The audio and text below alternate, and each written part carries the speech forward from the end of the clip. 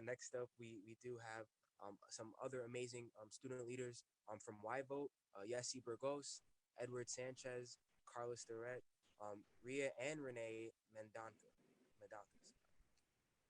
So YVote, please take it away. Hello, my name is Yesenia Burgos, but better known as Yasi. As said before, I'm here with YVO. YVO is sparking a cross-partisan youth voting movement through which young people connect their passions and beliefs with how they can make a difference at and beyond the ballot box. So, why is it important to have an efficient way to register to vote online? Because in reality, youth don't do anything phys- like in a physical form. Just like their FAFSA or college applications, we see them do it online. So why are we having them do physical forms for voter registration? Also, given our current situation, COVID, it is important to not have barriers to practice citizens' basic right in democracy, which is to vote. The first step to practice our voting rights is to be able to register to vote effectively.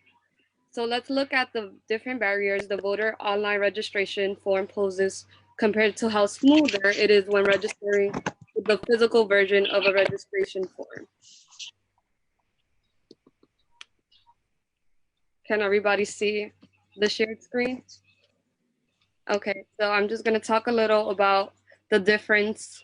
So comparing the first two questions, as we can see already, um, there's there's no consistency. So in the physical form, we see that they ask you if you're a US citizen and you're actually able to pre-register to vote on the physical form if you print it out and mail it out or if someone gives you the physical form. But here on the DMV site, we see that they just ask you for your ID number, your document number, which means that you're not able to pre-register to vote online.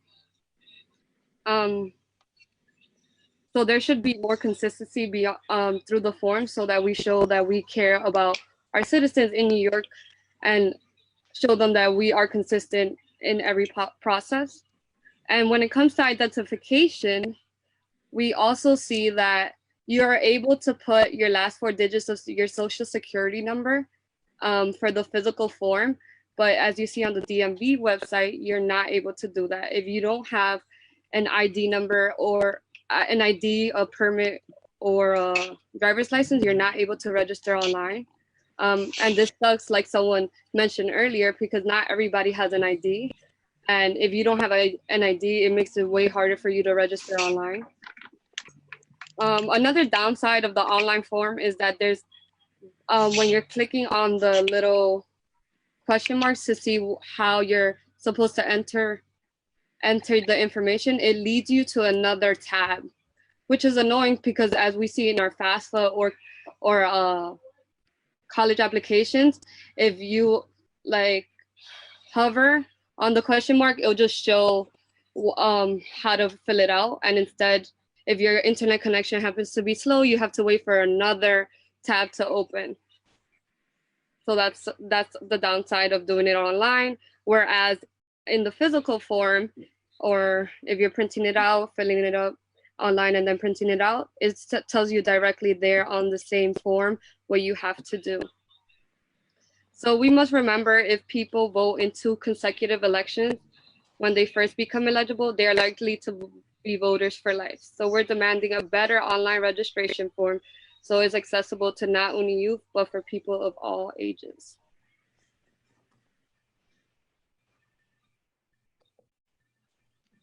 Hi, hello. If you guys can hear me. Hi, my name is Edward Sanchez. So for me, I am a junior currently attending Fort Hamilton High School. Fort Hamilton High School is a large school. I would say it would be around 4,000 to 4,500 students to like 5,000 students, and a majority of the students, you know, that are seniors. So during civics week, right, a lot of them in government classes, proctors would go to them and talk about the registration form during civics week, so that they can talk to them through the process on how to register through the form. And also in junior classes, they give out the form, but they only gave it to the teachers.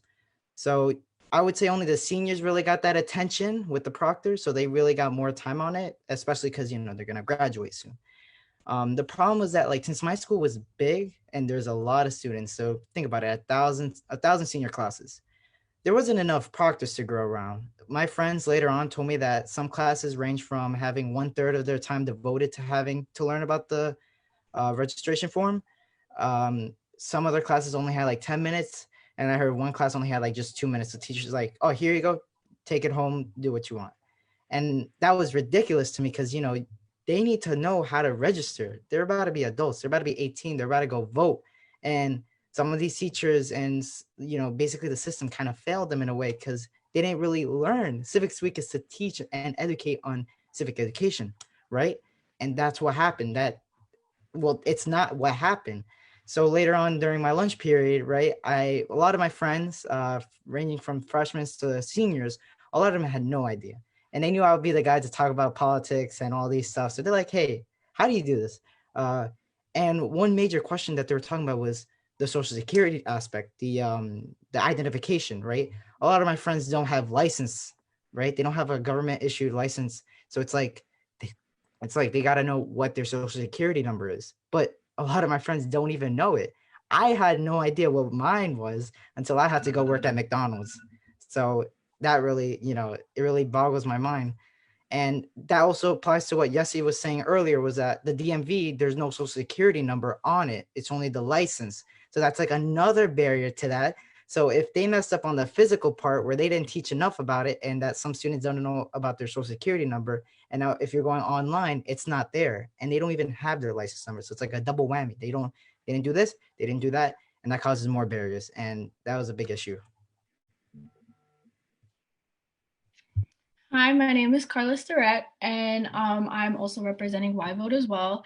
And throughout like growing up, my father actually he worked for Charlie Rangel, which I'm hopefully some of you guys know who he is, in the political aspect.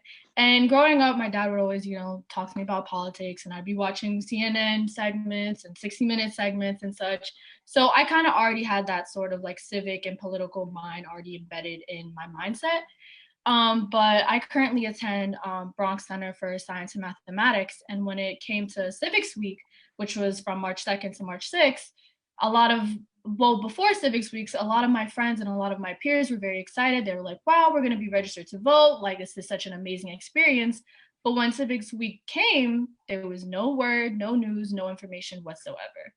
And unfortunately, this isn't really, like a big surprise, especially from coming from the Bronx and seeing how the Bronx is very disenfranchised just overall. In fact, right now, the Bronx has the highest COVID rates and unfortunately the lowest voting rates. So there really is no like surprise in that. That's just not really an odd sort of correlation. And I think definitely the whole online voting needs to be reconstructed because like a lot of people have said before, you're having a New York State ID, driver's license, that's not, I don't have any of those. I just know my 4 digits of my social security number. So going through that whole process, it's very tedious, it's very confusing, and hopefully this can be reconstructed. Thank you. Hi, my name is Renee Mendonça, and I'm from Susan E. Wagner High School. I'm representing YVote, and I'm going to speak about why is it important for young people to vote. So many young people cite feeling as though their vote doesn't count as their reason for not participating in elections.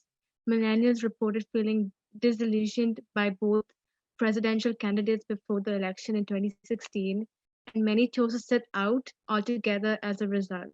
Therefore, we must induce feelings of solidarity and citizenship among the youth, and the drive to vote should be coming from within instead of being forced by people.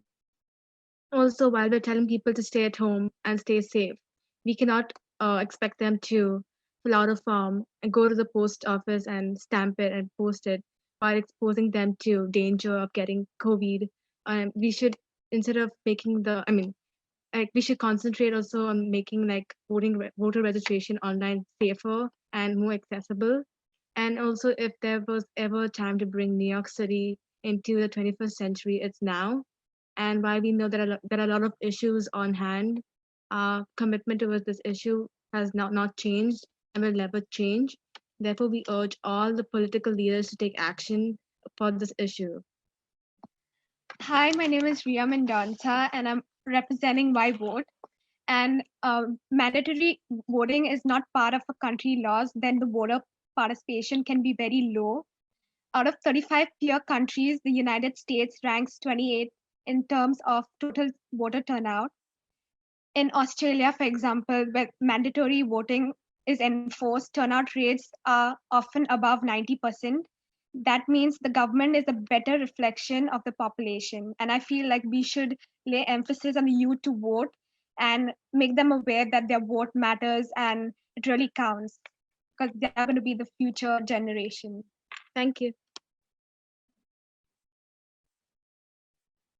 So again, just a special shout out to YVote and all the student leaders there and everything that has been done. I'm sorry, is